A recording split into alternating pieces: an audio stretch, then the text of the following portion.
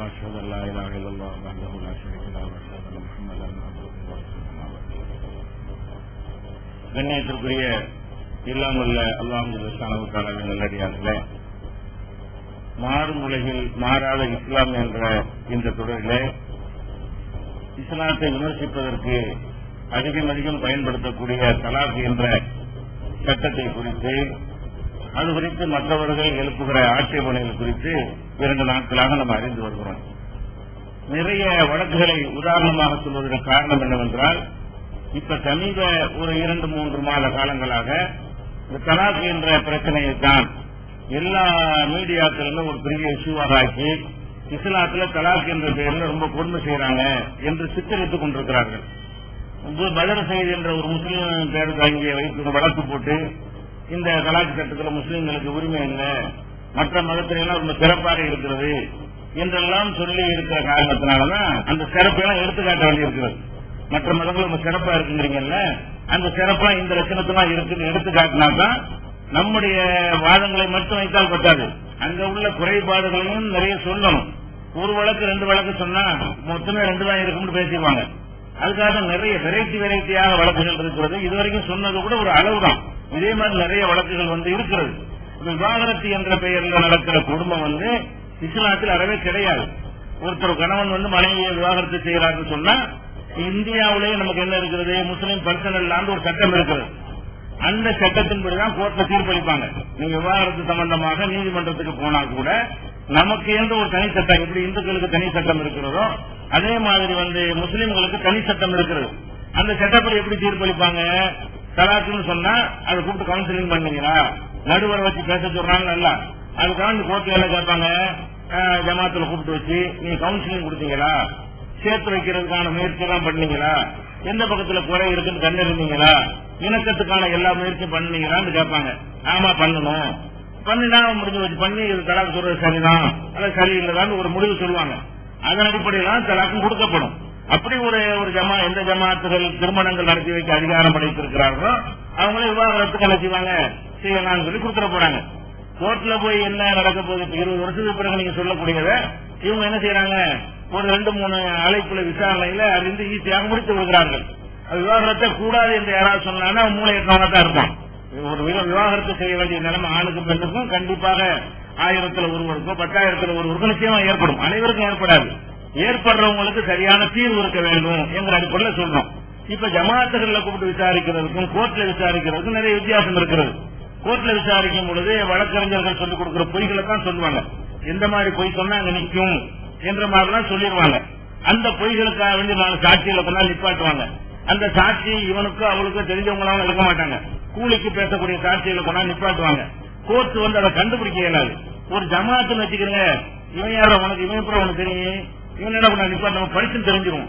பொய் சாட்சியா இல்லையான்னு நினைச்சு ஒரு ஊர்ல நடக்குதுன்னு சொன்னா மனைவி தன்னுடைய சாட்சி யாரை கொண்டு வருவா, ஊர்ல தெரிஞ்சவங்க கொண்டு வராங்க. அவ்வளவு வரை ஊர்ல உள்ளவங்க தெரிஞ்சு வச்சிருப்பாங்க, ஜமாத்தார் தெரிஞ்சு வச்சிருப்பாங்க. அவன் போய் என்ன காசுக்கு சொல்றவனா நல்லவனா கெட்டவனா இதெல்லாம் கோர்ட்டுக்கு தெரியாது.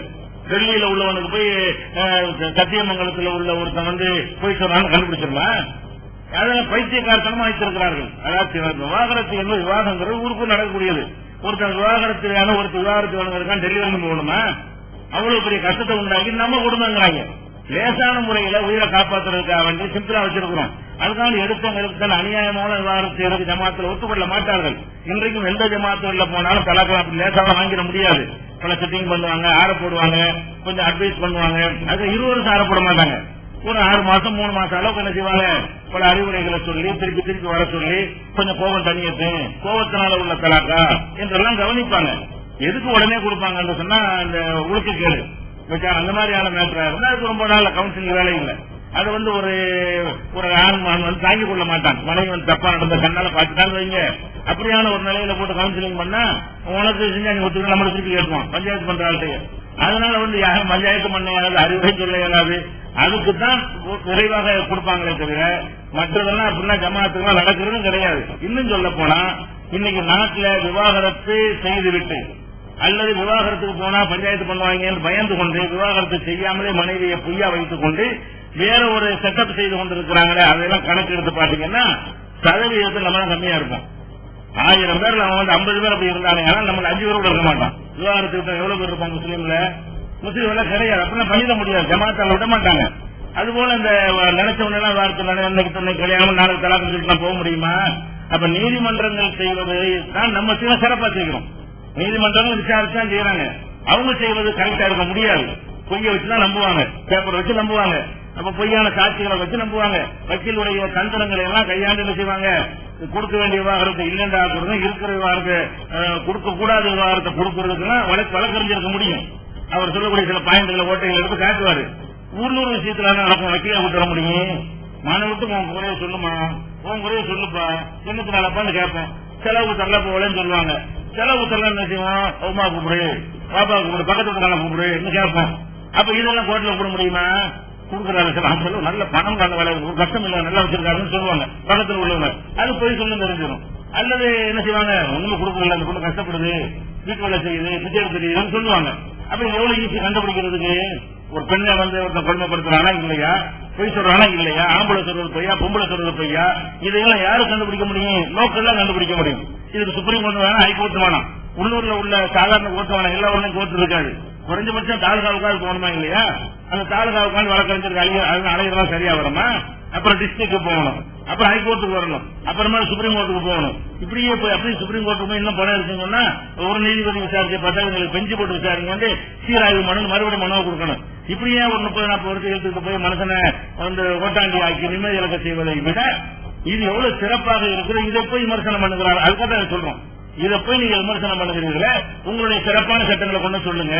பிற மதங்கள் எல்லாம் சிறந்த உரிமைகள் வழங்கப்பட்டிருக்கிறது, இஸ்லாத்தில் இல்லை என்கிற வழக்கு போடுற அளவுக்கு கூறுகட்டவர்களாக, மார்க்கத்தை அறியாதவர்களாக, சட்டத்தை அறியாதவர்களாக இவ்வளவு வழக்கு தீர்ப்பளிக்கிறாங்க. அதெல்லாம் அறிந்திருந்தா ஒரு வழக்கறிஞருக்கு என்ன தெரியணும், வழக்கு போடுற வழக்கறிஞருக்கு என்னென்ன மாதிரி விவாகரத்து வழக்கெல்லாம் வருது என்று அறிவு இருக்கணுமா இல்லையா?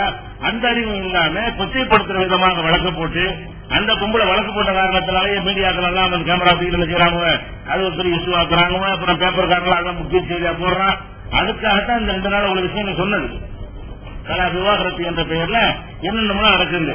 நம்ம நாட்டை பொறுத்த வரைக்கும் பெண்களுக்கு விவாகரத்து லேசா கிடைக்கணும். பெண்களுக்கு விவாகரத்து கிடைப்பதற்கு தான் சட்டம் இருக்கே தவிர ஆண்களுக்கு விவாகரத்து கிடைக்காது சட்டத்தில். எவ்வளவு நியாயமான காரணம் இருந்தாலும் 26 வருஷம் இவங்க சொல்லிவிட்டேன். 26 வருஷம் ஆளா காலம் கூட செய்ய முடியாது, அது செய்ய முடியாது. இந்த திருக்கை பைத்தியமா இருந்தா கூட பொய் சொல்லி கல்யாணம் பண்ணி கொடுத்திருந்தா கூட விவாகரத்து கிடைக்காது என்ற அளவுல இப்படி இருக்கிறது. பெண்களை பொறுத்தவரை விவாகரத்துக்கு வந்து அவங்க சட்டத்தில் என்ன வச்சிருக்காங்க, 7 காரணம் சொல்றாங்க. இந்த 7 காரணம் இருந்தா சட்டப்பட்டு விவாகரத்து கொடுத்துருவாங்க. பெண்களுக்கு புருஷனை பிடிக்கல அப்படின்னா என்ன சமத்துவம் பேசுறீங்க. பெண்ணுக்கு புருஷனை பிடிக்கலன்னா உடனே விவாகரத்து கொடுத்துறீங்க. ஆணுக்கு பிடிக்கலன்னா சுப்ரீம் கோர்ட் வரைக்கும் கடைசியில் என்ன செய்யறான், இல்லங்கிற தீர்ப்பு தான் 90 பேர் வாங்குறான், இருக்குங்கிற தீர்ப்பு 10 பேர் வாங்குறான். அதுக்குள்ள அவங்க 85 வயசு ஆகிடுது. இதுதான் இப்ப நடக்கக்கூடிய விஷயம். இப்ப என்ன சட்டம் வச்சிருக்கிறாங்க, அதாவது இந்து திருமண சட்டம் 1954, சிறப்பு திருமண சட்டம் 1955 போட்டு வச்சிருக்காங்க. அந்த சட்டத்தில் என்ன செய்யறாங்கன்னா 1, 2, 3 வந்து 13வது விதியில சொல்லி வச்சிருக்காங்க. ஒரு பெண் வந்து விவாகரத்து கோர்ட்ல கேட்கறதா இருந்தா தன்னுடைய கணவன் வந்து வேற பெண்ணோட தொடர்பு வச்சிருக்காரு அப்படின்னு சொல்லி நிரூபிக்கணும். அல்லது பெண்ணை கொடுமைப்படுத்துறாருன்னு சொல்லி நிரூபிக்கணும். மதமாற்றத்துக்கு வற்புறுத்துறாரு, என்னை வந்து வேற மதத்துக்கு போகலான்னு வற்புறுத்திட்டு இருக்கிறாரு என்று சொல்லணும். அல்லது கணவனுக்கு மனநலம் பாதிப்பு, மெண்டலா இருக்காரு அப்படின்னு சொல்லணும். அல்லது தொழுநோய், குஷ்டரோகியா இருக்கிறாரு, அதனால வாழ முடியாது. அல்லது என் கணவர் காணப்போய் 7 வருஷம் ஆயிடுச்சு. இந்த 7 காரணம் தான். இந்த 7 காரணத்துக்காக வேண்டி என்ன செய்யலாம், ஒரு பெண்ணை மனு போட்டாங்கன்னா உடனே விவாகரத்து கொடுத்துருவாங்க. இந்த 7 விஷயத்துல அந்த 6 விஷயத்துக்கு கரெக்டா ரொம்ப ப்ரூவ் பண்ணணும். எதுக்கு, இன்னொரு பெண்ணோட தொடர்புன்னா ரொம்ப ப்ரூவ் பண்ற விஷயம் கோர்ட் நிறைய கேட்பாங்க. அதே மாதிரி மதமாற்றத்துக்கு வற்புறுத்துறதுன்னு சொன்னா அதுக்கு நிறைய வாங்க, வேற மதத்துக்காரனா இருந்தப்பெல்லாம் இருந்தா தான் ஏற்றுக்குருவாங்க, அது நிற்காது. மனநல பாதிப்புன்னா இவன் என்ன சர்டிபிகேட் வாங்கிட்டு கொடுத்தானு அவன் கோர்ட்ல நிதானம் பேசிட்டு தானே பொய்யில் ஆகி போயிடும். பொய் சர்டிபிகேட் வாங்கி அப்படி பண்ண இயலாது. பால்வினை நோய் இருக்கிறது வேண்டாம், என்ன செய்யலாம், பால்வினை நோய் விட்டு நிறைய பால்வினை நோய்னா ஏற்று அல்லது இந்த தவறான உறவு ஏற்படுவதால் அந்த உறுப்புகளில் ஏற்படும்ல அந்த நோய், அந்த உடல் உறவு கொள்ளக்கூடிய உறுப்பில் ஏற்படக்கூடிய நோய், அந்த நோய் இருந்துச்சுன்னா விவாகரத்து கேட்கலாம். தொழுநோய் கையில் அழிப்பு இருக்குல்ல, அந்த மாதிரியான நோய் இருந்தால் கேட்கலாம் இருக்குது. ஒண்ணு பெண்ணை கொடுமைப்படுத்துன்னு பொதுவாக கொடுத்துருக்காங்க. இந்த கிரௌண்ட்ல எல்லாரும் வாங்குவாங்க. கொடுமைப்படுத்துறது என்ன வேணாலும் சொல்லிக்கலாம். உள்ளுக்கு நடந்தது சாட்சி கேட்க மாட்டாங்க. என்னையும் வீட்டு வச்சு அடிச்சாங்க மாட்டேதானே, சாட்சி என்ன சாட்சி அடிப்பான்னு கேட்பாங்க. நாங்க 2 வீட்டுல இருந்தா எப்படி அடிச்சாரு, திட்டுறாரு, மிதிக்கிறாரு, செப்பல் அடிச்சாரு அப்படின்னு நினைச்சா அது கண்ணாபிள்ளை திட்டினான்னு சொல்ல வேண்டியதான். இந்த பெண்ணை என்னை கொடுமைப்படுத்தினாங்கன்ற ஒரு கேட்ட அந்த 7 விஷயத்துல 6 விஷயத்துல அணுக மாட்டாங்க. பெண்கள் என்ன செய்வாங்க, என்னை கொடுமைப்படுத்துறாரு, என்ன கொடுமைப்படுத்துறாரு, செலவுக்கு தர மாட்டேங்கிறாரு, அதெல்லாம் ஊர்ல சொன்னா உண்மையா இருந்தா தான் அவங்க நிரூபிக்க முடியும். பொய்யா இருந்தா விசாரிப்பாங்க, என்ன மாதிரி பொய் சொல்றேன்னு கேட்பாங்க. கோர்ட்ல இருந்தா என்ன செய்யலாம், செலவுக்கு தரலங்களா, அடிச்சாங்களா, ஒழிச்சாங்களா, என்னென்ன சொன்னாலும் வக்கீல் சொல்லி தர மாதிரிலாம் சொல்லி கொடுத்தோம்னு சொன்னா இந்த மாதிரி ஒரு கொடுமைப்படுத்தி இருப்பது தெரிய வருவதால் சாட்சிகள் எல்லாம் சொல்லுகிற காரணத்தினால் நான் விவாகரத்து கொடுக்குறேன்னு கொடுத்துறாங்க. பெண்கள் தான் அதிகமா என்ன செய்யறாங்க, இந்த வாய்ப்பு இருக்கிறதுனால பெண்கள் தான் அதிகமாக விவாகரத்து செய்கிறார்கள் ஒரு சட்டத்தை எந்த அளவுக்கு என்றால் ஆண்களை விட பெண்கள் 3 மடங்கு விவாகரத்து வாங்கினவங்க எடுத்துக்கிட்டீங்களா. நம்ம இல்லைங்க, முஸ்லீம் அல்லாத மற்றவங்க இந்த நாட்டில் விவாகரத்து வாங்கியிருக்காங்க. அதை கோர்ட் வழியாக விவாகரத்து பெற்றவர்கள் எடுத்துக்கொண்டீர்களே. ஆனால் 1/3 பங்கு என்ன செய்யறாங்க, அதாவது 3 மடங்கு ஆண்கள் எவ்வளவு பேர் வாங்கியிருக்கிறாங்களோ அதை விட 3 மடங்கு பெண்கள் வாங்கியிருக்காங்க. ஆண்கள் 10 பேர் வாங்கியிருந்தாங்கன்னா பெண்கள் 30 பேர் வாங்குறாங்க விவாகரத்து. விவாகரத்துல ஆண்களுக்கு கிடைக்கணும் அர்த்தம் இல்லையா, சமமா 2 பேர் கோர்ட்டு கேஸ் போடுறான். 3 பேருக்கு விவாகரத்து கொடுத்தாங்கன்னு சொன்னா அதுல ஒரு 3 ஆம்பளை இருந்தா ஒரு 3 பொம்பளைக்கு கொடுத்தா ஒரு ஆம்பளை கிடைக்குது. இந்த கணக்கு தான் விவாகரத்து கொடுக்கப்படுகிறது. அதுபோல விவாகரத்தை பொறுத்த வரைக்கும் தமிழ்நாடு தான் டாப்ல இருக்கும். அது வேற 8.8% இருக்குங்கிறான். டெல்லி கூட 4.1% தான் இருக்குது. அப்படி 8.8 100 பேருக்கு 8 பேர் கணக்கு விவாகரத்தை வாங்குறான். அதுல பொம்பளை தான் அதிகம். 100 கல்யாணம் நடந்துச்சுன்னா 8 கல்யாணம் டைவர்ஸ்ல போகுது தமிழ்நாட்டில். அந்த 8 என்ன கணக்குல இருக்குன்னு கேட்டா பெண்கள் ஒரு 6 அப்படிங்கிற கணக்கு, ஆண்கள் ஒரு 2ங்கிற கணக்குல வரும். 3 மடங்கு அளவு இந்த மாதிரி கணக்குல விவாகரத்து வாங்கி கொண்டிருக்கிறார்கள். அப்ப இது இந்த அதிகமாக பெண்கள் வாங்குற காரணம் என்னன்னா இந்த சட்டம் தான். இது போக என்ன செய்யறாங்கன்னு கேட்டா இப்போ ஒரு புதுசா சட்டத்தை திருத்த போறாங்க. என்ன சட்டம் திருத்த போறாங்க, அதாவது விவாகரத்துக்கு 2 பேரும் சேர்ந்து விவாகரத்து மனு கொடுத்தாங்கன்னு வைங்க, கணவன் மனைவிமா போய் அதுவே 1 வருஷம் இருப்பாங்க. இப்ப அதுக்கு சட்டம் கொண்டு வர்றாங்க, 2 பேரும் சேர்ந்தாப்புல விவாகரத்து கேட்டார்களே ஆனால் உடனே கொடுத்துடணும்.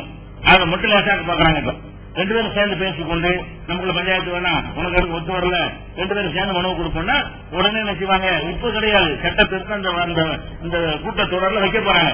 வச்சாங்கன்னா அது திருத்தமாயிரும். அதுபோக என்ன சட்டம் கொண்டு வர போறாங்க, இன்னொரு கொடுமையான சட்டம் கொண்டு வர போறாங்க. அது புரட்சின்னு சொல்லி இந்த பகுத்தறிவாளர்கள் பேசிட்டு இருக்கிறாங்க. என்ன பேசுறாங்கன்னா, ஒருத்தன் கல்யாணம் பண்ணிட்டான்னு வைங்களேன், ஒருத்தி கல்யாணம் பண்ணிட்டா, கல்யாணம் பண்ண அன்னைக்கு விட்டு போனதுதான். ஆனா கோர்ட்டு போய் மனைவியாக இருந்துகிட்டே இருக்கிறான். இவனுக்கு அவனுடைய சொத்துலையும் பங்கு இருக்கிறது. விவாகரத்து செஞ்சு விவாகரத்து தீர்ப்பு வாங்கிட்டாலும் விவாகரத்து தீர்ப்பு வாங்கின பிறகு கூட என்ன இருக்குது, இவனுடைய சொத்திலிருந்து அவளுக்கு பங்கு இருக்குது. இவனுடைய பரம்பரை சொத்து இருக்கிற தாத்தா பாட்டி முப்பாட்டங்காலத்திலிருந்து வர சொத்து, அந்த சொத்துல இருந்து எனக்குள்ள பங்கை கூட கேட்கலாம் எப்ப விவாகரத்து பண்ணும்போது. அப்ப பெண்கள் என்ன செய்வாங்க, வேற மாதிரியான பெண்கள்லாம் ஒரு 3 மாசத்துக்கு ஒரு கல்யாணம் பண்ண வேண்டியது, விவாகரத்து வாங்கிப்பட வேண்டியது. விவாகரத்து வாங்க என்ன வாங்குறேன், இவன் சொத்து பாட்டன் சொத்து முப்பாட்டன் சொத்துல இருந்து ஒரு கோடி சொன்னா இருக்கான்னு பல கோடிக்கு அதிபதி ஒரு 3 கோடி வாங்கிட்டு வந்துட வேண்டியது. அப்புறம் ஒரு 3 மாசத்துக்கு கல்யாணம் பண்ண வேண்டியது, அவன் விவாகரத்து வாங்க வேண்டியது, அவன் சொத்து அப்பம் பாட்டம் முப்பாட்டம் சொத்துல பங்கு வாங்க வேண்டியது. இப்படி அதை விவாகரத்துக்கு பிறகு அந்த சொத்துல ஒரு விவாகரத்து ஆகி போயிட்டா இவன் சொத்துல இவன் சம்பாத்தியத்துல கொடுக்க போறாங்க. புதுமையா திருமண குழுவை அமைச்சு ஆராய்ச்சி பண்ணி கண்டுபிடிச்சு இந்த சட்டத்தை அமைச்சரவையில கூடி பேசி சரியான சட்டம் ஒத்துக்கொண்டு இப்ப பார்லிமெண்ட்ல போட போறாங்க சட்டம். நல்லவர்களுக்கு இருந்து நல்ல நம்மளால காப்பாற்றிக்கிட்டான். இதுல நம்மளால ஒன்றும் செய்ய முடியாது. முஸ்லீம்களுக்கு பர்சனலா இருக்கிறது இந்த குறுக்க சட்டங்கள், நமக்கு சொத்துரிமைக்கு தனி சட்டம் இருக்கிறது. அப்ப இந்த மாதிரிலாம் யார் பாதிக்கப்பட போறா, முஸ்லீம் அல்லாத மக்கள் பாதிக்கப்பட போறாங்க. அப்படி பாதிக்கப்படும் பொழுது அப்ப இந்த மாதிரி திரட்டல் பண்ணக்கூடிய பெண்கள், ஒழுங்கா நடக்கக்கூடிய பெண்கள் ஒழுங்கா இருப்பாங்க. மிரட்டல் பண்ணக்கூடியவங்க, இதே ஒரு தொழிலா பண்ணிக்கிட்டு இருக்கிறவங்க, வேணும்னு அலங்கா பேராடிகளா இருக்கிறவங்க, இந்த மாதிரியான ஒரு பெண்களுக்கு எல்லாம் என்ன செய்வாங்க, ஆட்டம் போட ஆரம்பிப்பார்கள். அப்புறம் ஆம்பளை என்ன மாதிரி பண்ணுவான், கல்யாணம் ஒரு அக்ரிமெண்ட் நுழைஞ்சோம் அவ்வளவுதான் நரகம், பேசாம பத்தி நினைச்சபடி வைத்து அது பெட்ரு என்று அந்த சமுதாயத்தை கல்யாணமற்ற ஒரு சமுதாயமாக மாற்றப் போகிறார்கள். இந்த மாதிரி எல்லாம் சட்டம் கொண்டு வர பயப்படுவானா இல்லையா?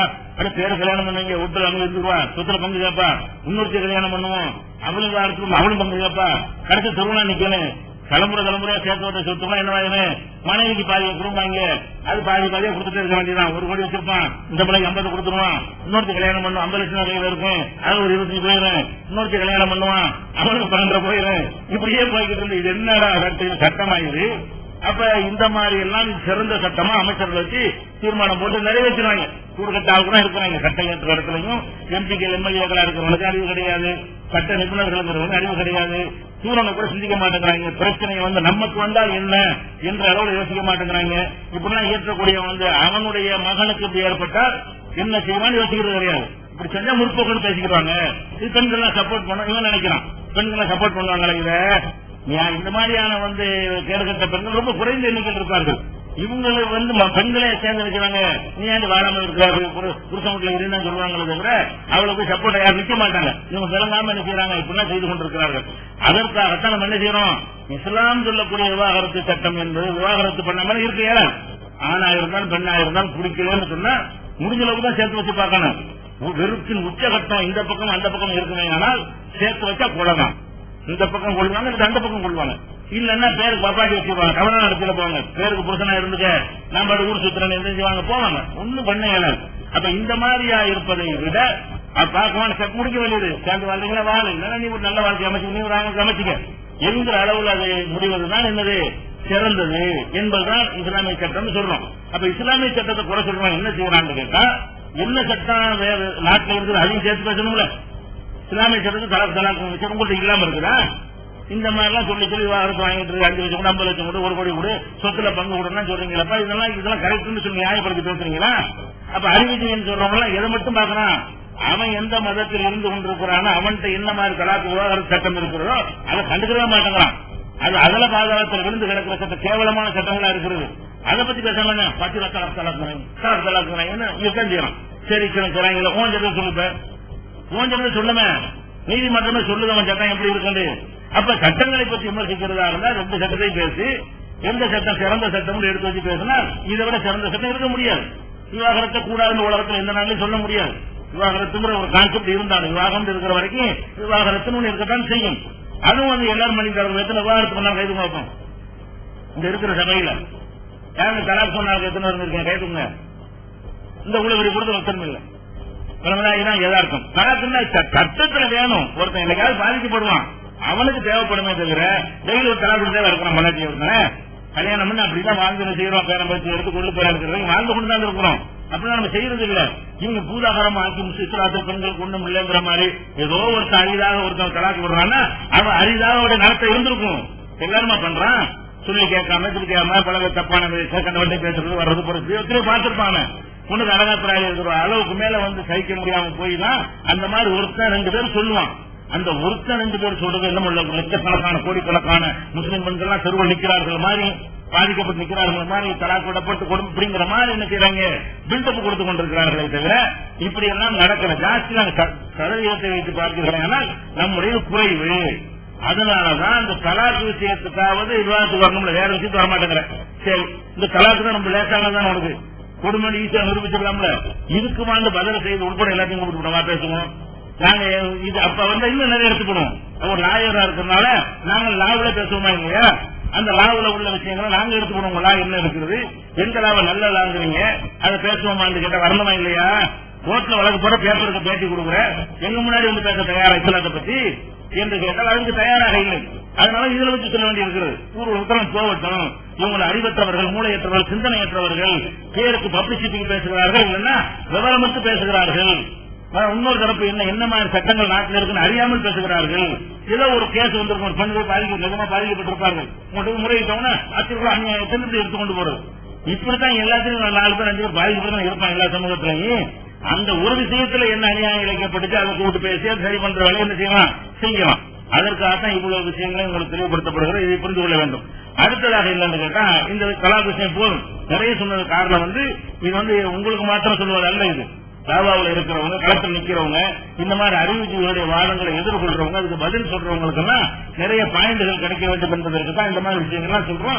அவங்க இந்த நாம சொன்ன வழக்குகளை கூடிய நிறைய தேதியில் அதிகமாக எடுத்து வைத்து வாதம் செய்து கொள்வார்கள், அவங்களை முறியெடுத்துக் கொள்வார்கள். இது ஒரு விஷயம்.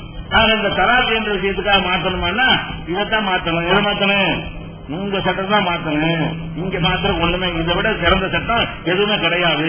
பெண்களை பாதுகாக்கிற சட்டமும், பெண்களுக்கு உரிமை கொடுக்கக்கூடிய சட்டமும், பெண்களுடைய விவாகரத்தை கூட இவ்வளவு லேசாக எளிதாக ஆக்கி வைத்திருக்கிற ஜமாத்தை கூட விசாரிப்பாங்க. என்ன மாதிரி கேட்பாங்க, எனக்கு பிடிக்கல அவ்வளவுதான், துருவி விசாரிக்க கூடாது.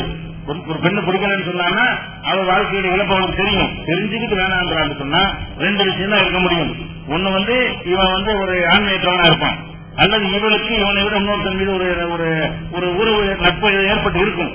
அதை கேட்கல வைக்க இயலாது, விளங்கி விட்டு அவன் கல்யாணம் நினைக்கிறான் அர்த்தம் இருக்கு.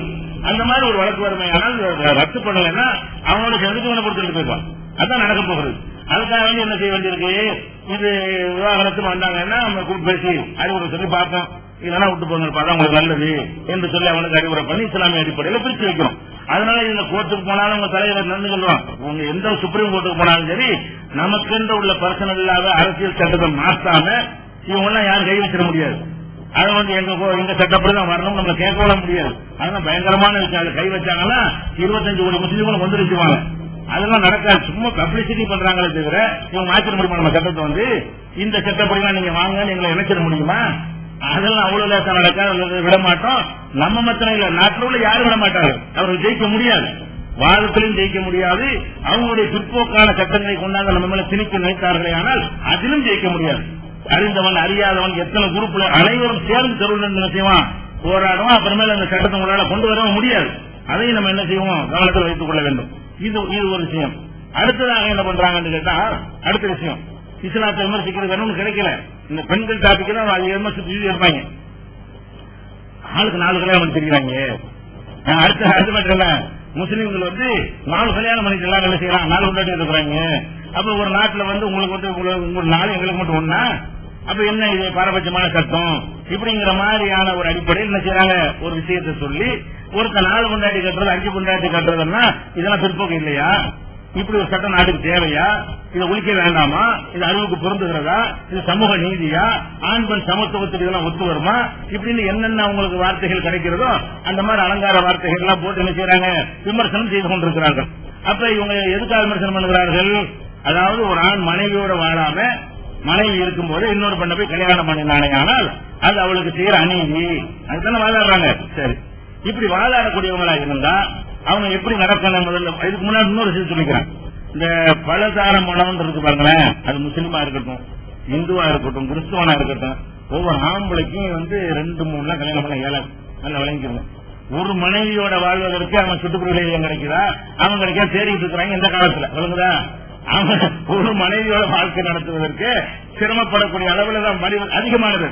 அதிகமான பேர் எப்படி இருக்கிறாங்கன்னா, ஒரு இளமையில் அப்படி ஒரு சந்தோஷமா இருந்துட்டா கூட கொஞ்சம் போக போய் என்னவாயிரும், இந்த ஒரு மனைவியை நம்ம சந்தோஷமா வைத்துக் கொள்வதே பஞ்சாயத்தா இருக்கிற என்கிற அளவில் தான் அதிகமான பேருடைய நிலைமை இருக்கிறது. இதான் உண்மை, இது யாராலையும் மறக்க முடியாது.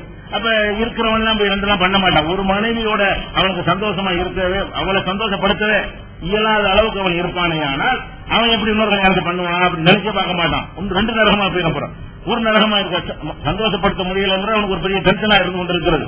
இதுதான் யதார்த்தமா இருக்கும் பொழுது ரொம்ப குறைந்த பேருக்கு என்ன செய்வான், அல்ல இந்த உணர்வுகளை அதிகமா கொடுத்துப்பான். ஒரு 1000 ஒருத்தர் பேருக்கு என்ன செய்வான், அவன் ரொம்ப ஒருத்தர் காத்திரமா இந்த மாதிரியான ஒரு விஷயத்துல ரொம்ப அதிக தேவையுடையவனாக 2 பேர் இருப்பான். எல்லா மதத்திலும் இருப்பான். அவன் என்ன செய்வான், மனைவியோட வாழும்போது என்ன செய்வான், இன்னொரு கல்யாணம் பண்ண வாய்ப்பு இருந்தா இன்னொரு கல்யாணம் பண்ணுவான். இன்னொரு கல்யாணத்துக்கு அனுமதி கொடுக்கலன்னா சும்மா வச்சுக்குவான். இன்னொரு கல்யாணத்துக்கு அனுமதி சட்டப்படி கொடுத்தா கல்யாணம் பண்ணிக்கிற போறான். அதெல்லாம் கிடையாதுன்னா நீங்க சொல்லிட்டா கடை நான் போய் ஒப்பாடி வச்சுக்கிறேன்னு செய்வான். அதுல டெய்லி ஒரு பொம்பளைகிட்ட போயிட்டு வரேன்னு செய்வான். யாரு? இதனால வீட்டுல மனைவி இருக்கிறா, அவளுக்கு ஒரு வயசாகி போச்சு, அந்த மாதவிட 2 போச்சு, இவனுக்கு 60-85 வயசானா கூட இவன் திரகாத்திரமா இருக்கிறான், இவனுக்கு அந்த சந்தோஷம் கிடைக்கல. அப்ப என்ன நினைக்கிறது, நம்ம வேற மாதிரி போவோம், நமக்கு இருக்குது எல்லாம் நினைக்க மாட்டான். சின்ன நம்பர், சில பேருக்கு இந்த 75-80 தான் ஒரு திரகாத்திரமா இருப்பான். அவனுக்கு இந்த மாதிரி ஒரு ஆசை உள்ளவனா இருப்பான். மனைவிக்கு அந்த மாதிரி ஆசை ஈடுபட்டு போயிருந்து 1000 ஒருத்தன் 2000 ஒருத்தன் இருந்தானே ஆனால் அவனை நீங்க என்ன சட்டம் போட்டாலும் சரினா அவன் என்ன செய்வான், அதை தடுக்க இயலாது. அவனுக்கு தேவை மனைவியிடம் கிடைக்கவில்லை, இவன் என்ன செய்வான், அப்ப சாப்பாடு கறவை கிடைக்காது சொல்லுவான் இல்லையா, இந்த மாதிரி விஷயம் தான். அப்ப கிடைக்கலங்க என்ன செய்வான்னு கேட்டா என்ன செய்யலாம், என்னென்ன வழி இருக்கு அத்தனை வழிகள் என்ன செய்வான், பக்கத்து வீட்டை பாப்பான், ஏற்ற வீட்டை பாப்பான், வேலைக்காரியை பாப்பான், சின்ன வீடு மொத்தமா செட்டிங் பண்ணுவான், என்ன வேண்டாலும் பண்ணுவான். இந்த மாதிரி எல்லாம் நடக்கக்கூடியவன் எல்லா சமூகத்திலையும் 1000-1-2 தான் செய்யறான். இதுதான் இவன் தான் செய்யறான். முஸ்லீம்ல பலதாரம் பண்றவன் இவனாத்தான் இருப்பான், இந்துவுல பலதாரம் பண்றவன் இவனாத்தான் இருப்பான், கிறிஸ்துவுல பலதாரம் பண்றவன் இவனாத்தான் இருப்பான். எல்லாருமே இருக்க மாட்டான், எல்லாரும் பண்ண மாட்டான். இன்னும் சொல்ல போனா அதிகமாக பலதாரம் பண்ணவர் யார் என்பதை மத்திய அரசாங்கம் வெளியிட்ட ஒரு அறிக்கையிலேயே இந்துக்கள் பலதாரம் பண்ண படின சேர்த்து வச்சுடுறான். இந்துக்கள் 5%, முஸ்லீம்கள் 4%, பழங்குடியினர் 17% இருக்கிறாங்க புள்ளி விவரம். பழங்குடி இந்துக்களும் சேர்க்கணும், அது சேர்த்தா 17 22 ஆகி போயிடும். அப்ப பழங்குடியினர் மதத்தவர் யாரு? இந்துதானே. பழங்குடி தனியா பிரிக்கலாம். இந்துக்கள் 5, முஸ்லீம்கள் 4, பழங்குடி 17 சொல்லி பிரிக்கிறாங்க. அப்ப பழங்குடியும் சேர்த்து பாத்தீங்கன்னா 22 பேர், 4 பேருங்கிற கணக்கு வருது பலதார மனம் செஞ்சவர்கள். அதனால ரொம்ப நம்ம என்ன செய்யறோம், குறைவாத்தான் இந்த பலதாரமும் நடக்கிறது. ஆனா என்ன மாதிரி காட்டுறாங்க உலகத்துல பாருங்க, முஸ்லீம் ஆளுங்கெல்லாம் பாருங்க, ஆளுக்கு 4 பொண்டாட்டி வச்சுட்டு இருக்கிற மாதிரி ஒரு படம் காட்டி பெண்களுக்கு ஒரு கொடுமை இருக்கிற மாதிரி செய்கிறார்கள். அப்படி நடக்கவில்லை, அதிக அளவில் நடக்கவில்லை, மிக குறைந்த அளவில் எல்லா சமூகத்திலும் நடக்கிறது. எல்லா சமூகம் நடக்கிறது, அவ்வளவு வேண்டியதில்லை. என்ன மாதிரி பேசுறாங்க, நாங்க கல்யாணம் பண்ணோம்னா முஸ்லீம் கல்யாணம் பண்ணா 2ஆம் கல்யாணம் விட்டுறீங்க, முஸ்லீம் அல்லாத பண்ணா ஜெயில பிடிச்சு போடுறீங்க. ஏன் 494 495 2 செக்ஷன் இருக்குது. 494 போட்டு என்ன செய்றீங்க, அவனை 2ஆம் கல்யாணம் பண்ணான்னு உள்ள பிடிச்சு போடுறீங்க, விமர்சனம் பண்ணுகிறார்கள். எத்தனை பேர் பிடிச்சு போட்டுறீங்க, எத்தனை பேரை பிடிச்சு போட்டிருக்காங்க. இந்த மாதிரி செஞ்சார்கள் பெரிய பெரிய பதவியில உட்கார்ந்துட்டு இருக்கான். உள்ள பிடிச்சு போட்டியா? யார உள்ள பிடிச்சு போட்ட? நம்ம முதல்வர் கருணாநிதி முன்னாள் முதல்வர் இருந்தாரு. அவர் எத்தனை பேர் முதலமைச்சரா இருந்தார்? எத்தனை பேர்? 4 5 பேரை முதலமைச்சரா இருக்காரு. அவர் 2 வருடம் வாழ்றாரு இல்லையா? அப்ப எங்களுக்கு தான் சட்டம், அவருக்கு இல்ல. அவர் என்ன பண்ணீங்க? அவரை ஜெயில போட்டீங்களா, வழக்கு போட்டீங்களா? குறைஞ்சபட்சம் முதலமைச்சராக கூடாதுன்னு சொன்னீங்களா? நடத்தை விதியை மீறி இருக்கிறார் இவரு. முதலமைச்சராக இருக்கிற இந்த சட்டத்துக்கு இடம் கிடையாது. இந்த மாதிரி தகுதி ஏற்றுட்டாருன்னு சொல்லி சின்ன வருமான வரி கணக்காட்டாட்டி தகுதி ஏற்று வருவீங்க. அற்ப காரணத்துக்கு இதை தகுதி நீக்கம்னு செய்வீங்க. ஆனா இது எவ்வளவு பெரிய 2 வகையான பெரிய கிரிமினல் குற்றம். 7 ஆண்டு சட்டத்தில் பேப்பர்ல இருக்குது. 7 ஆண்டு சிறை தண்டனை தரக்கூடிய குற்றம். 2வது கல்யாணம் பண்ணுனா 7 வருஷம் உள்ள போட்டுருவாங்க. எவனை போட்டீங்க 7 வருஷம்? ஒருத்தனையும் போட கிடையாது. முன்னாள் சபாநாயகர் காளிமுத்து இருந்தாரு, சட்டத்தை வகுக்கிற இடத்துக்கு சபையில் இருந்தாரு. அவர் 2 மனைவியோட வாழ்ந்தாரு. 2 மனைவியோட வாழ்ந்துட்டு சட்ட சபையில உட்கார்ந்துட்டு சட்டம் இயற்றுகிற சபைக்கு சபாநாயகர் தலைவராக இருக்கிறார். அவர் என்ன பண்ணீங்க? எத்தனை 7 வருஷம் உள்ள போட்டீங்களா, வழக்கு போட்டீங்களா? ஒண்ணும் கிடையாது. சும்மா பொய். எல்லாரும் நான் சொல்றேன், எல்லாரும் செய்து கொண்டிருக்கிறாங்க. நம்ம என்ன செய்யறோம்? ஒளிமை இல்லாம அந்த இன்னொரு அப்படி குரலுக்கு வந்துட்டியா, மனைவியில் உரிமையை கொடுத்து பண்றாங்க. நீ என்ன செய்யற? உரிமையை கொடுக்காத விபச்சாரம் பண்ணுங்கிற. அதான் வித்தியாசமே தவிர இதுதானே பண்ணிட்டு தானே இருக்கிறாங்க. நம்ம கப்பல் மந்திரியா இருந்தார் திருநாவுக்கரசு, இங்க தமிழ்நாட்டிலே மந்திரியா இருந்திருக்கிறாரு. அவரு எத்தனை மணி 2 மணி நேரம் இருக்காரு இல்லையா? அவர் என்ன சட்டம் என்ன செஞ்சு அவர் ஒன்னும் செய்ய முடியல.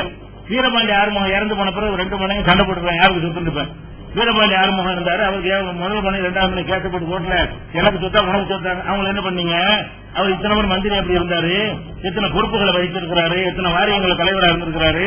அப்ப ஒரு இவ்வளவு பெரிய பொறுப்புல இருக்கிற ஒரு ஆள் என்ன செஞ்சுட்டீங்கன்னா, எங்களுக்கு சட்டம் உங்களுக்கு சட்டம் வாங்காட்டாங்க, எல்லாம் செஞ்சுட்டு இருக்கிறாங்க. இதை அதை விளைவிக்கணும். அதுக்கு என்ன, இந்த ராம்விலாஸ் பசவாண்டு ஒருத்தர் இருந்தாரு. அவர் தான் இந்தியாவில் அதிக வாக்கு வித்தியாசத்துல ஜெயித்தவர். அவரை மீறி இன்னும் யாரும் ஜெயிக்கல. டெல்லியில மந்திரியா இருந்தாரு, பார்லிமெண்ட்ல இருந்தாரு, எம்பியா பல தடவை இருந்திருக்கிறாரு. அவர் 2 மணி தான் செய்தாரு, வாழ்ந்து கொண்டிருக்கிறாரு. இன்னொரு சாமியார் கூட 20 மணிகளை வாழ்றாருன்னு சொல்லி நினைக்கிறாங்க. அது ஒரு கேஸ் நடந்து கொண்டிருக்கிறது. அதுக்கப்புறம் எழுத்தாளர் ஜெயகாந்தன், பாலகுமாரன், இந்த எழுத்தாளர்கள் கொண்டாடி இருக்கிறாங்க. முற்போக்குன்னு எழுதிக்கிறாங்க. ரொம்ப முற்போக்கு எழுதக்கூடிய ஆளுக்கு இவங்க தான். ரொம்ப முற்போக்கு எழுத விட 2 மணியோட வாழ்ந்து கொண்டு தான் இருக்கிறார்கள். அப்ப இப்படி பட்டியல் பெரிய நீளுகிறது. எடுத்து பாத்தீங்கன்னு சொன்னா பெரிய பெரிய தலைகளா கிடைக்கிறது. ஊர்ல எடுத்து பாத்தீங்கன்னா எல்லாருமே இருப்பாங்க. அதிமுக பரஞ்சு ஒரு எம்எல்ஏ இருந்தாரு. அது அந்த பொண்ணு நான் தான் பண்ணாடி இன்னொருத்துக்கு வழக்கு கொடுத்து அது கேஸ் நடந்து மந்திரி பெரிய புடுங்கினாங்க. பாத்தீங்களா இல்லையா? மந்திரி ஆக்கிவிட்டு மந்திரி பெரிய புடுங்கினாங்க. அப்ப எத்தனை ஒரு ஊருக்கு போன அப்படி இருக்காங்க. அப்ப எல்லாரும் பண்ணி அப்ப சட்டம் சட்டங்கிறீங்க எங்க பாருங்க, எல்லாருமே பண்றாங்க. இங்க எப்படி 1000 பேர் பண்றாங்க, அங்கேயே தான் பண்ணிட்டு இருக்கிறான்.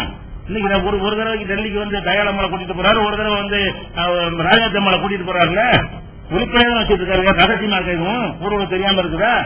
அது என்ன சட்டம் என்ன இருக்கு? சட்டங்களா என்ன இருக்குன்னு கேட்டா ஒண்ணும் கிடையாதுங்க. சட்டத்தில் என்ன இருக்குன்னா, 2வது கல்யாணம் பண்றது குற்றம் இருக்குது. 2வது கல்யாணம் பண்றது எப்ப குற்றம் தெரியுமா? இந்து மத முறை பிரகாரம் 2வது கல்யாணம் பண்றதுதான் குற்றம். அதை விளங்கிருங்க. 2வது கல்யாணம் ஒரு கல்யாணத்தை இந்து மத சடங்கோட பண்ணிவிட்டான். இன்னொரு கல்யாணத்தை மோதிர மாத்தியோ அல்லது 2-3 சடங்குகளை விட்டுவிட்டோ ஏதாவது செஞ்சுட்டான்னு வைங்க, கோர்ட்டுக்கு போனா இந்து மத பிரகாரம் இது கல்யாணம் இல்ல, அதனால இவர் 2ஆம் திருமணம் செய்கிற குற்றத்தை செய்யவில்லை அப்படின்னு கோர்ட்ல தீர்ப்பளிச்சிருவாங்க. முதல் மனைவி கேஸ் கொடுத்தான்னு வைங்க, என் கணவர் 2வது திருமணம் செஞ்சாரு, 2வது கணவர் என்ன செய்யணும், 2வது கல்யாணம் பண்றாங்க, இந்த இந்து மதத்தின்படி உள்ள சடங்கு 1 விட்டுறணும். ஒரு அம்மி மிதிக்கிறது விட்டுறணும், ஒரு அருந்ததி பாக்குறது விட்டுப்படணும், அப்படின்னு சில சடங்குகளை ஒண்ணு விட்டுட்டாங்க.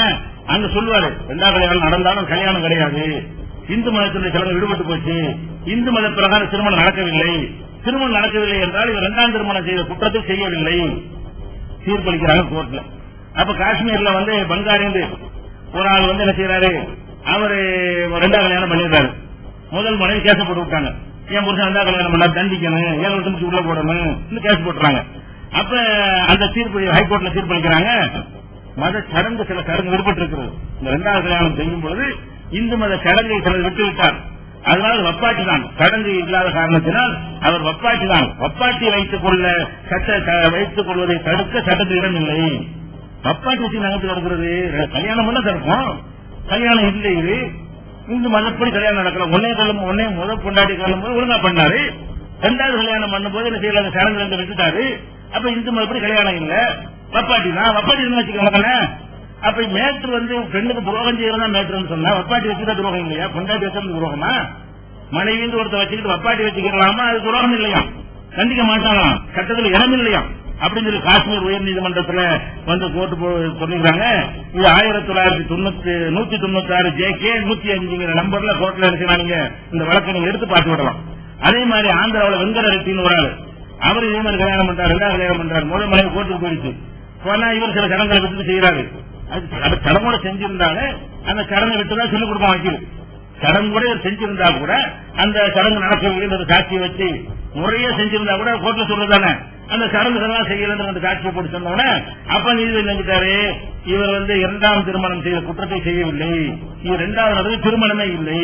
திருமணமே இல்லாத காரணத்தினால் முதல் மனைவிக்கு நாங்க என்ன செய்ய முடியாது, அவர் கோரிக்கை ஏற்று இவரை ஜெயில போட முடியாது அப்படின்னு சொல்றாங்க. இது லிங்காரி ஒப்புள்ளம்மா வெங்கட்ரத்திங்கிற 2 பேருக்கு நடந்த வழக்கு 1979 SC 848 நம்பர்ல என்ன செய்யறாங்க, நீங்க கோர்ட்ல போய் எடுத்துக்கொள்ளலாம். இந்த வழக்கு இருக்குது. அதே மாதிரி சுரேஷ் சந்திரகோசன் ஒருத்தர் என்ன செய்யறாரு, இரண்டாவது திருமணம் செய்யறாரு. அந்த இரண்டாவது திருமணம் முதல் மனைவிக்கு கோர்ட்டுக்கு போயிட்டாங்க. கோர்ட்டு போய் விசாரணை நடந்தது முடிச்ச பிறகு அதுல என்ன செய்யறாரு, ஒரு சடங்கு செய்யணும்னு காட்டிவிட்டாரு. இந்து மதப்படி நான் சொல்ல கல்யாணம் பண்ணி ரெண்டாவது பண்ணி வாழ்ந்துட்டு இருக்கிறார், பிள்ளைலாம் இருக்குது. ஆனா என்ன மேட்ரு, சடங்கு இல்லாத கல்யாணம் இல்ல, ஒரு சடங்கு விட்டுருச்சு. அப்படின்னா என்னது, வப்பாட்டி தான் வச்சிருக்காரு, வப்பாட்டி தண்டிக்க இயலாது. அப்ப என்ன உங்க சட்டம் இருக்குன்னு கேட்டா, மனைவி இருக்கும் பொழுது எத்தனை வப்பாட்டிகளும் வைத்துக் கொள்வதற்கு எந்த சட்டமும் கிடையாது. இதுக்கு வப்பாட்டி வச்சுக்கிறதுக்கு குற்றம் இல்ல, மனைவின்னு சொல்லிக் கொண்டால் குற்றம் எது சிறந்தது? இந்த இரண்டில் எது சிறந்தது அதை சிந்திச்சு பார்க்க வேண்டும்.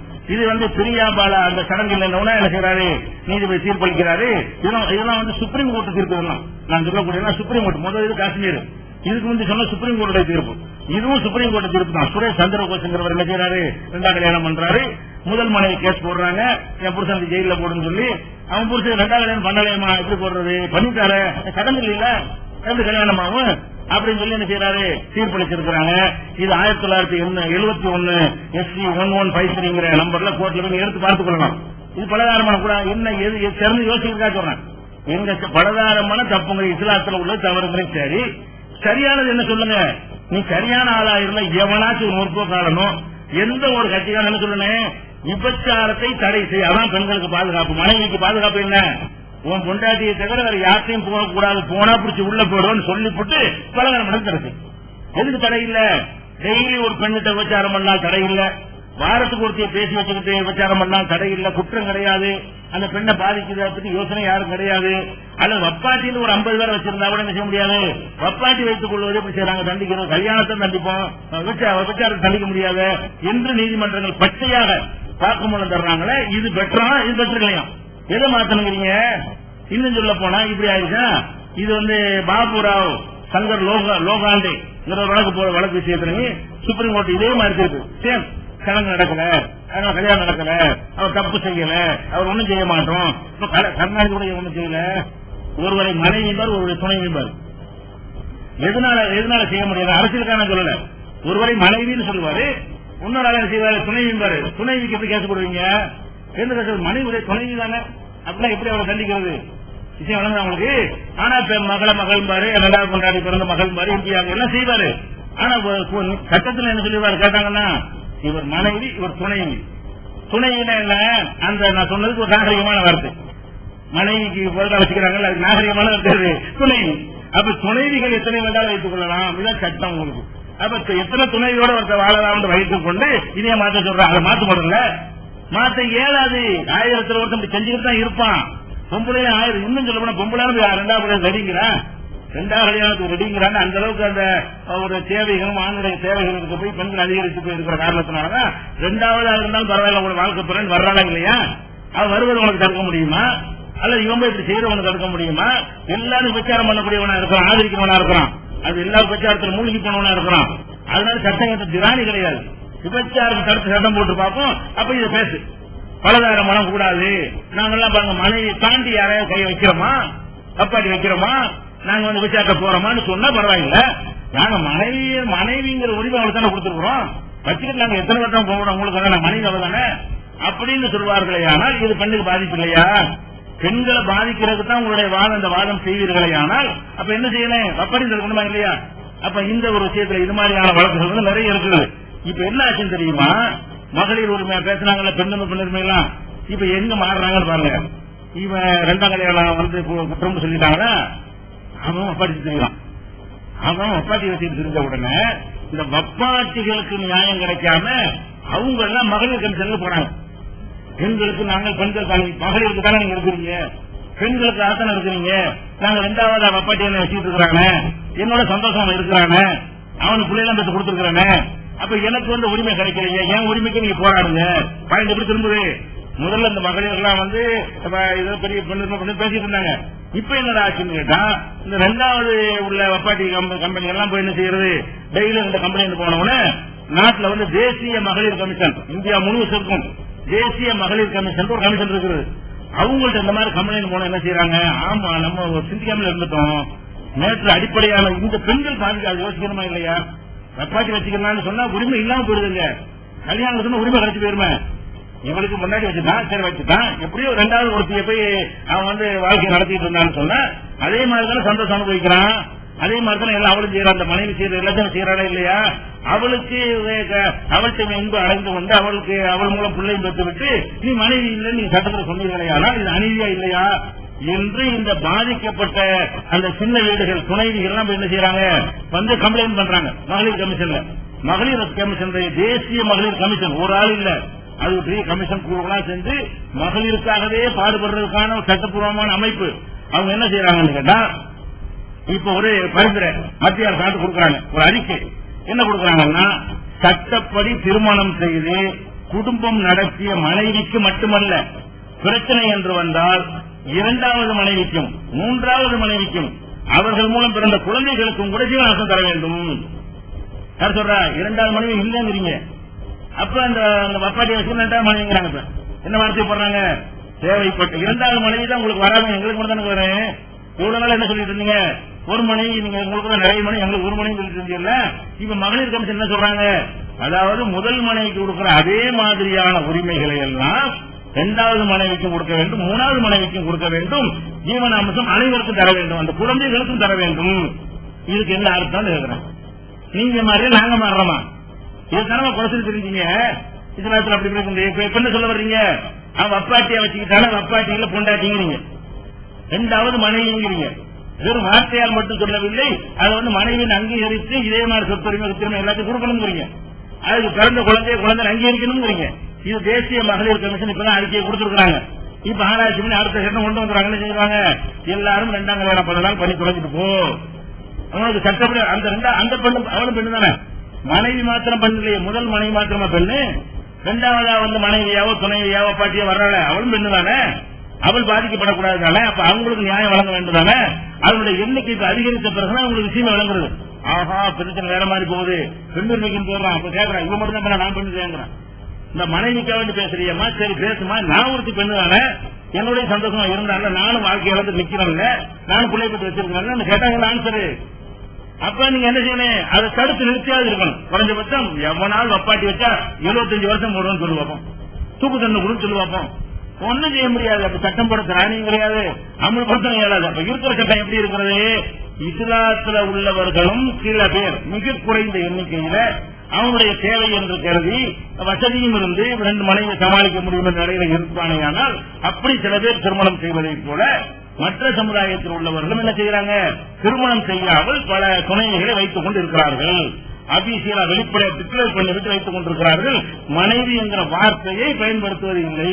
பேர்ல மனைவி கட்டாமல் தான் சொல்லுவாங்க. கோர்ட்ல மட்டும் என்ன செஞ்சுக்கிறாங்க, மனைவி என்ற சொல்லை பயன்படுத்த மாட்டாங்க. கோர்ட்ல விசாரணைகள்ல மனைவி என்று சொல்ல மாட்டார்கள். மற்றபடி அழைத்து கொண்டு போகும்போது முதல் மனைவி கூட்டிட்டு போனா இரண்டாவது மனைவி கூட்டிட்டு போனாருன்னு சொல்லுவாங்க. அப்ப உலகத்துக்கெல்லாம் மனைவி என்று சொல்லிக் கொள்கிறார்கள். அப்ப என்ன விளங்குகிறது, உங்க செய்யற மாதிரி தான் அங்கேயும் செய்யறாங்க. வித்தியாசம் என்னன்னு கேட்டா, இரண்டாவது ஒருத்தரை வைத்து கல்யாணம் அவரோட சந்தோஷம் அனுபவிச்சுன்னா அவரே பொண்டாட்டி எங்க இருக்கீங்க, ஏன் அநியாயம் பண்ற பண்ணாம தான் ஒருத்தர் வரல விருப்பம். நீ ரெண்டாவது ஒருத்தைய போய் அவளுக்கு புள்ள கொடுத்துக்கிட்டு என் புள்ள இல்ல நல்லா நியாயம், அவளையும் பொண்டாட்டின்னு சொல்லுதான் இஸ்லாம் சொல்லுது. இவங்க சட்டம் என்ன சொல்லுது, பொண்டாட்டி கிடையாது அப்பாட்டி, உனக்கு அந்த உரிமை கிடையாது, இவங்க மட்டும் தான் பொண்டாட்டி. அப்ப என்ன இது என்னங்க நியாயம்? முதல்ல செயலை தடுக்கணும். பெண்கள் பாதிக்கப்படக்கூடாதுன்னா எல்லா பெண்களும் பாதிக்கப்படாத வகையில் சட்டம் கட்டணுமா இல்லையா? இது மாதிரி தேசிய மகளிர் கமிஷனே சொல்லக்கூடிய இதை பார்க்கிறோம். அதே மாதிரி இன்னொரு விஷயத்தை பாருங்க, இந்த பலதார மனத்தை பற்றி இவங்களுடைய நீதிமன்றங்களுடைய பார்வை, சட்டத்தின் பார்வை எப்படி இருக்குன்னு பாருங்க. தங்கவேலு ஒரு ஆள் ஏற்கனவே கல்யாணம் ஆனவர். தங்கவேலு ஒரு ஆள், தங்கவேலுடைய மனைவி இருக்கும் பொழுது ராஜேஸ்வரி இன்னொரு பெண் அவர் கல்யாணம் பண்றாங்க. கல்யாணமானவர்கள் தெரிஞ்சு, கல்யாணம் ஆன ஒரு பெண்ணு தெரிஞ்சு அவர் ரெண்டாவது மனைவி அவருக்கு என்ன செய்யறாங்க, பார்க்கப்படுறாங்க. ரெண்டு பேரும் கவர்மெண்ட் சர்வன்ட். இவர் அரசு ஊழியர், இந்த இரண்டாவது மனைவி அரசு ஊழியரா இருக்கிறாங்க. அதுக்கப்புறம் என்ன செஞ்சாங்கன்னா கம்ப்ளைண்ட் பண்ணி, இந்த தங்கவேலுங்கிறவர் இரண்டாவது கல்யாணம் பண்ணதுனால இவர் அரசு வேலையில் இருக்கக்கூடாதுன்னு சொல்லி கம்ப்ளைண்ட் போகுது. உடனே வெண்ணிக்கப்படுறாங்க. அரசாங்க வேலையில நிறுத்தி 5 வருஷம் நிறுத்தி வச்சு போடுறாங்க. அவர் எதிர்த்து மேல்முறையீடு எல்லாம் பண்றாரு. மேல்முறையீடு பண்ணவன மாநில தீர்ப்பாயம் விசாரிச்சுட்டு அவரை நீக்கணும் செல்லாது, அவர் வேலையை சேர்த்துக் கொள்ள வேண்டும் சொல்லி 5 வருஷத்துடைய பழைய கணக்கெல்லாம் சேர்த்து சம்பளத்தை கொடுத்து நினைச்சாங்க. அவரை பணியில நியமிச்சுட்டாங்க. அதாவது அவர் தப்பு செஞ்சுட்டாருன்னு சொல்லி இரண்டாவது கல்யாணம் பண்ணாரு நீக்கினாங்க. அவர் எப்படி போய் பண்ணிட்டு இருப்பாரு, இல்ல துணைவி இருப்பாரு, அதான் செஞ்சிருப்பாரு, வேலை செஞ்சிருப்பாரு. கல்யாணம் பண்ணாங்க, துணைவியா வச்சுட்டு இருக்காங்கன்னு ஏதாவது சொல்லியிருப்பாரு. ஏதாவது சுப்ரீம் கோர்ட் தீர்ப்பு காட்டி அந்த சடங்கு இந்த சடங்கு மனைவி இதான் மனைவி இவர் அப்படின்னு சொல்லி ஏதாவது சொன்னோட அவர் குற்றவியல் நினைச்சிட்டாங்க, வேலை கொடுத்து விட்டாங்க. அதுக்கடுத்து நான் அந்த ராஜேஸ்வரி பெண் இருக்குல்ல, அவனுக்கு எதிராக மனுப்புவது. இவ ஏற்கனவே கல்யாணமான ஒரு தலைவர் கல்யாணம் பண்ணிருக்கிறா, ஒரு அரசு ஊழியர் இப்படி செய்யக்கூடாதுன்னு அவனுக்கு நீக்கிட்டாங்க, வேலையை விட்டு. இவருக்கு வேலையை கொடுத்துட்டாங்க, அவளுக்கு எல்லாம் சேர்த்து வேலையை விட்டு நீக்கிட்டாங்க. அப்புறம் அப்புறம் ராஜேஸ்வரி வழக்கப்படுது. என்ன செய்யுது, என் புருஷனை இந்த மாதிரி கணவருக்கு 2 பேரும் ஒரே தப்ப செஞ்சிருக்கிறோம், அவரும் செஞ்சது தப்பு, 2 வேலைக்கு சேர்த்துக்கிட்டாங்க, நீங்க இப்படி சேர்த்துக்கிட்டாங்க, என்னை நீக்கணும் நியாயம் அப்படின்னு சொல்லிட்டு என் கணவர் நான் ஒரே மாதிரி தானே தப்பு செஞ்சிருக்கிறோம் அப்படின்னு சொல்லி கேஸ் போட்ட உடனே அதுக்கு நீதிபதி சந்தூர், அப்ப சந்தூர் தான் நீதிபதியா ஓய்வு பெற்றார்ல, அவர் தான் ஹைகோர்ட்ல நீதிபதியா இருக்காரு. அவர் என்ன தீர்ப்பளிக்கிறார்னா, அரசு ஊழியரை பொறுத்தவரை ஒன்றுக்கு மேற்பட்ட திருமணங்கள் செய்து கொள்ள தனிப்பட்ட சட்டம் அனுமதித்தாலும் அரசின் முன் அனுமதி இல்லாமல் செய்யக்கூடாது. இரண்டாவது கல்யாணம் பண்றது பர்மிஷன் வாங்கணும் அப்படின்னு சட்டம் சொல்றாரு. அப்படி செய்தால் அத்திருமணம் செல்லத்தக்கது என்றாலும் செல்லத்தக்கதாக நடத்தை விதிகளை மீறியதாக அர்த்தம். நடத்தை விதிகளை மீறிட்டார். இருதார திருமணம் இந்திய சட்டப்படி கிரிமினல் குற்றம். 2 கல்யாணம் என்ற கிரிமினல் குற்றம். அரசு அவரை பணியில் நியமித்துள்ளது. ஏற்கனவே திருமணமான ஒருவர் நடத்தை விதிகளின்படி ஒழுங்கினம் செய்துள்ளார் என்றாலும் அவருக்கு எந்த தண்டனையும் இல்லாமல் விட்டுள்ளனர். திருமணத்திற்கு முதல் மனை ஒப்புக்கொண்டார் என்ற காரணத்தை சொன்னாலும் அதற்காக அவர் தண்டிக்காமல் விடக்கூடாது அப்படின்னு சொல்லிட்டு, கணவனுக்கு ஒரு அளவுகள் மனைவிக்கு அளவுகள் என 2 விதமான அளவுகளை அரசு பின்பற்ற முடியாது. எனவே ராஜேஸ்வரி வேலைக்கு சேர்த்துக்க அப்படின்னு தீர்ப்பளிக்கிறார். இப்ப என்ன மேட்டர்னு கேட்டா, அவரே சொல்றாரு, இந்த தங்கவேலு 2வது கல்யாணம் பண்ணினாரு, சரி பண்ணா அவர் தண்டிக்கணும் அவர் சொல்றாரு. தண்டிக்கணும்னு சொன்னா எப்படி தீர்ப்பளிச்சிருக்கணும், தண்டிக்க வேண்டும் என்ற காரணத்தினால் அவரை சேர்த்ததும் செல்லாது இவரை சேர்த்ததும் செல்லாதுன்னு சொல்லணும். அவருக்கு அநீதியை சேர்த்துக்கிட்டீங்க, அந்த அநீதி இவருக்கும் செய்யுங்கிறாரு. தீர்ப்பு எப்படி வருது, அவரை நீ வேலைக்கு சேர்த்துக்கிட்ட அவரை சேர்த்த நீதி இவருக்கும் கொடுக்கிறாரு.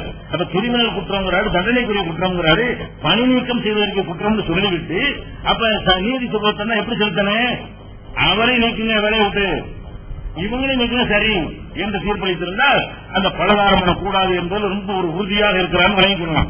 இப்ப என்ன வழங்குது, அரசாங்கத்துக்கு அந்த பார்வை இல்ல. 2வது மனைவி ஒரு அரசு ஊழியர் பண்ணிக்கிறாங்க, 2 பேர் பண்ணிக்கிறாங்க, அவங்களை தண்டிக்கவும் இல்ல, 2 பேர் வேலையில் இருக்கிறாங்க, 2 பேர் வேலையில இருந்து தண்டனை இல்லாம இருக்கிறாங்க. உங்க பலதாரம் அர்த்தம் என்ன, பலதாரம் கூடாது என முஸ்லீமுக்கு தான் சட்டம் மற்றவங்களுக்கு இல்லைன்னு சொன்னீங்கன்னா அப்ப 2 பேரும் எப்படி ஒரு தண்டனையும் இல்லாம அரசாங்கத்தில் சம்பளம் வாங்கி கொண்டு இப்படி வேலை பார்த்து கொண்டு இருக்க முடிகிறது, அதை நம்ம பார்க்கிறோம். அதோட என்ன, கர்நாடகாவில் அனுமந்து கவுடான்னு ஒரு ஆள் அனுசியான்னு ஒரு பெண்ணை கல்யாணம் பண்றாரு. 2வது லட்சுமியை திருமணம் செய்கிறார். முதல் மனைவி அனுசியா இருக்கும்போது 2வது திருமணம் பண்றாரு.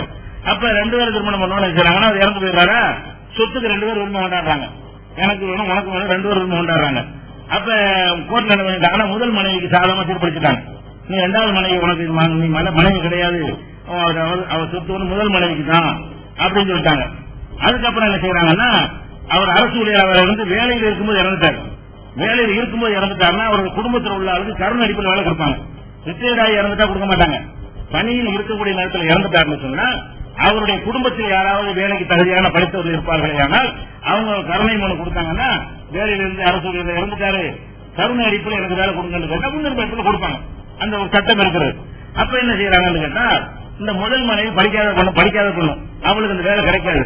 இந்த இரண்டாவது மனைவி கொஞ்சம் படிச்ச பொண்ணு, அவளுக்கு வேலை கிடைக்க வாய்ப்பு இருக்கிறது.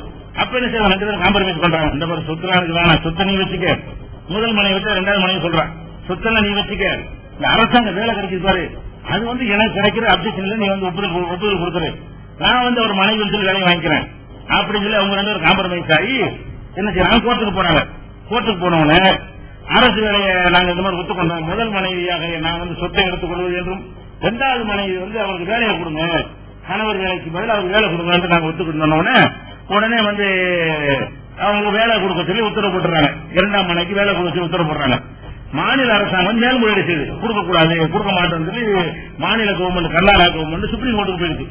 சுப்ரீம் கோர்ட் என்ன செய்யறாங்கன்னு கேட்டா, மார்க்கண்டே கட்சி இருந்தார், ரிட்டையர் ஆயிட்டார், அவர் நீதிபதியா இருக்கிறார், அவர் தலைமை ஒரு பெஞ்சு தான் விசாரிக்குது.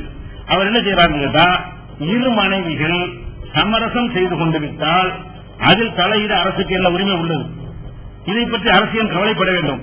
முதல் மனைவி ஒப்புதல் அளிக்கும் பட்சத்தில் இரண்டாவது மனைவிக்கு தாராளமாக கருணை அடிப்படையில் பணி வழங்கலாம். அப்ப கல்யாணம் பண்ற கிரிமினல் குற்றம்னா என்ன ஆச்சுல்ல, இரண்டாவது மனைவி கான்செப்ட் எங்க வருது, ரெண்டாவது மனைவி இல்லையே, சட்டப்படி செல்லத்தக்கது அல்லங்கிறீங்க, செஞ்சாலும் செல்லாதுங்கிறீங்க, உள்ளதான் முடிச்சு போடுவோம்னு சொல்றீங்க. இப்ப திருப்பி இருக்கிறீங்க, ஆனா காம்ப்ரமைஸ் ஆயிட்டதுனால முதல் மனைவிக்கு சொத்தை கொடுங்க, இரண்டாவது மனைவிக்கு வேலையை கொடுங்கன்னு சொன்னா கரெக்ட் தான்.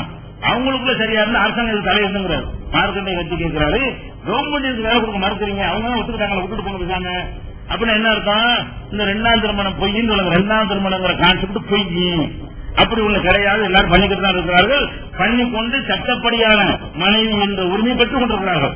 இரண்டாவது மனைவிக்கு வேலை கொடுத்தாலும் என்ன அர்த்தம், அரசு வேலை கொடுத்தால் என்ன அர்த்தம், கருணை அடிப்படையில் உள்ள வேலை, கருணையில் உள்ள வேலை இல்லை. சீனியார்ட்ல பதிவு செஞ்சு எம்ப்ளாய்மெண்ட்ல வர அந்த வேலை இல்லை. இது என் புருஷன் இறந்து விட்டார் வேலையில அந்த வேலையை தாங்க கேட்டு கொடுத்தால் அரசாங்கம் எதை ஒத்துக்கிறது, அவளை மனைவி ஒத்துக்கிறதா இல்லையா, ஒத்துக்கிற சொல்லி கோர்ட்டு சொல்லுதா இல்லையா. அப்ப இரண்டாவது கல்யாணம் பண்ணவளை வந்து மனைவி அரசாங்கம் கோர்ட்டு ஒத்துக்கிறமையானால் ரெண்டு கல்யாணம் பண்ணக்கூடாதுங்கிற சட்டம் என்னாச்சு. இப்ப என்ன விமர்சனம் பண்றீங்க, அப்ப என்ன நாட்டில் நடக்குது, எப்படி போய்கிட்டு ஒரு விதம் விளங்காம என்ன செய்யறாங்க, இஸ்லாத்துக்கு எதிராக அவதூறு பரப்புவதற்காக இந்த பிரச்சனை கிளப்புகிறார்கள் என்பதற்கு இந்த ஒரு வழக்கு உதாரணமாக இருக்கிறது. அதே மாதிரி வந்து நம்ம இங்க நீதிபதி சென்னை ஹைகோர்ட்ல ஒரு வழக்கு, காரணம் நீதிபதி இருக்கார், அவர் என்ன செய்யறாருன்னு கேட்டா, அதாவது ஒருத்தர் வந்து இரண்டாம் கல்யாணம் பண்ணிடுறாரு, இரண்டாம் கல்யாணம் பண்ணி இரண்டாவது மனைவி வாழ்ந்துட்டு கொஞ்சம் பிரச்சனை ஏற்பட்டு முதல் மனைவி திரும்பி போயிட்டாரு. போன பிறகு இந்த இரண்டாவது ஆளை என்ன செய்யல, கவனிக்கிறது கிடையாது. அப்ப இந்த இரண்டாவது மனைவி என்ன செய்யறாங்கன்னா, அவருடைய வீட்டுல சொத்துல எனக்கு பங்கு வேணும், நானும் மனைவி தான் அப்படின்னு கேட்கப்படுறாங்க. இரண்டாவது மனைவி கிடையாது, ஒரு மனைவி தான் ஒருத்தனுக்கு, அவங்க மனைவி அந்த சில வரமாட்டாங்கன்னு மறுத்துறாங்க. அப்புறம் மேல் கோர்ட்டுக்கு போய் அதை வந்து எல்லாம் இது பண்ணவொன்னு என்ன செய்யறாங்க, கடைசியா விசாரிச்சு தீர்ப்பளிக்கிறார். ஹைகோர்ட் தீர்ப்பு, இறுதி தீர்ப்பு என்ன சொல்றாங்க, இரண்டாவது மனைவிக்கு பிறந்த குழந்தைக்கும் தந்தையின் சொத்தில் பங்கு பெற உரிமை உள்ளது. இரண்டாவது மனைவி ஆகிறாள், இரண்டாவது மனைவிக்கு பிறந்த குழந்தைக்கும் தந்தையின் சொத்தில் பங்கு பெற உரிமை உள்ளது. இரண்டாவது மனைவிக்கு பிறந்த குழந்தை சட்டவிரோதமானது என்று கூற முடியாது. அந்த குழந்தை சட்டவிரோதமானது கல்யாண சட்டவிரோதம் அர்த்தம், குழந்தை சட்டவிரோதமானது என்ன அர்த்தம், சட்டப்படி கல்யாணம் நடந்திருக்குன்னு அர்த்தம். அவர் தீர்ப்புடைய அர்த்தம் அதுதான் ஆகிறது. அது மாத்திரம் இல்லாம அவர் சொல்லுகிறாரு, முதல் மனைவியின் குழந்தைக்கு என்ன உரிமை உள்ளதோ அனைத்து உரிமைக்கும் இரண்டாவது மனைவிக்கு பிறந்த குழந்தைக்கும் உள்ளது. தளத்தில் அடிச்சுக்கிறோம், இதுதான் சொல்றோம், கல்யாணம் மனைவி ஆக்குன்னு அர்த்தம். இதுக்குத்தான கத்திக்கிட்டு இருக்கிறோம், மனைவி இரண்டாவது கல்யாணம் பண்ணிட்டானா பொண்டாட்டின்னு சொல்லிட்டு பண்ண, வப்பாட்டின்னு வைக்காத, வப்பாட்டின்னு வச்சா நீ பொறுப்பு சுமக்க மாட்டேன், எல்லாரும் வப்பாட்டியை வச்சுட்டு போயிருவான், கல்யாணம் பயப்படுவான். கல்யாணம் பண்ணித்தான் இன்னொருத்தி ஆரம்பம் குறையும், வப்பாட்டி வச்சுக்கலான்னு விட்டீங்கன்னா வப்பாட்டிக்கு பொறுப்பு இருக்கு ஏதாச்சும். வப்பாட்டி வப்பா இன்னைக்கு இந்த மாதம் இவ வப்பாட்டி, அடுத்த மாதம் அவன் வப்பாட்டி, அடுத்த மாதம் இவ பாட்டி ஓடிட்டு இருப்பான். கல்யாணம் பண்றான்னு சொன்னதை என்ன, ஆஹா சமூக பொறுப்பு இருக்குது, நம்ம சமாஜத்தில் பங்கு இருக்கு அப்படின்னா குறையும். 4 பேர் இப்படி போறவனா இருந்தா 3 பேருக்கு அடுத்து போவான், அவருக்கு தான் போவான். அப்ப திருமணம் செஞ்சுதான் இன்னொருத்தர வாழணும் என்று சொன்னால் பல பெண்களை நாடக்கூடியவர்களுடைய அளவு குறையும். திருமணம் இல்லாம யாரோடையும் போகணும்னு சொன்னா அது வந்து போய் விட்டுட்டு போறதானே, அனுபவிச்சு விட்டு போறதானே, கரும்பை சாப்பிட்டு சக்கையத்து போற மாதிரி தூக்கி போயிருவாங்க. அந்த மாதிரி நடத்தீர்கள். ஏன்னா நிறைய பெண்கள் பாதிக்கப்படுவார்கள். அவர் என்ன செய்வார் கடைசியா, எனவே சிவில் நீதிமன்ற உத்தரவை ரத்து செய்கிறேன். இந்த மனைவிக்கு 2ஆம் மனைக்கு உரிமை இல்லைன்னு சொன்னாங்கல்ல, அந்த குழந்தைக்கு உரிமை இல்லைன்னு சொன்னாங்கல்ல, அந்த உத்தரவு ரத்து. அவர் சொல்றாரு, கர்ணன் சொல்றாரு, அவர் தங்கி இருக்கும் வீட்டுக்கு மாதம் 15,000 வாடகையாக அவர் தந்தை வழங்க வேண்டும். மகங்காரன் வழங்க போடுறாரு. நாங்க 15,000 வீட்டுல வாடகை இருக்கிறோம்னு அந்த வாடகை நீ தான் கொடுக்கணும், நீ தான் அப்பவனுக்கு நீ தான் கொடுக்கணும். தவறினால் விருகம்பாக்கத்தில் உள்ள அவருடைய தந்தைக்கு சொந்தமான வீட்டில் 2வது மனைவியும் மற்றும் அவரது மகளும் குடியேறலாம். தேவைப்பட்டால் போலீஸ் பாதுகாப்பு அளிக்க வேண்டும். அதாவது ஒருத்தன் 2வது கல்யாணம் பண்ணிட்டாங்க, முதல் மனைவியோட வீட்டில் இருக்கிறான். 2வது கல்யாணம் பண்ணவன் என்ன செய்யலாம், கூட்டிட்டு சொந்த பந்தம் கூட்டிட்டு வந்து உள்ள குடியேறலாம், அந்த வீட்டுக்கு நுழைஞ்சிக்கலாம். நாங்க அப்படி கூட சொல்லல. ஆனா நீங்க அதை தாண்டி போய் சொல்றீங்க. நம்ம என்ன சொல்றோம், திருமணம்ங்கிறத முறையாக்குங்க. இப்படிதான் இருக்கிறோம், 1000த்துல கொஞ்சம் பேர் இருப்பான், அவனையும் கருத்துல கொள்ளணும். நீங்க சட்டம் போட்டா தடுக்க இயலாது. அதுக்காக எல்லாரும் செஞ்சுட்டு இருக்க மாட்டான், எல்லாரும் கல்யாணம் பண்ண மாட்டான், எல்லாருக்கும் முடியாது. முதல்ல சாப்பாட்டுக்கு பொறுப்பேற்க முடியுமாங்க?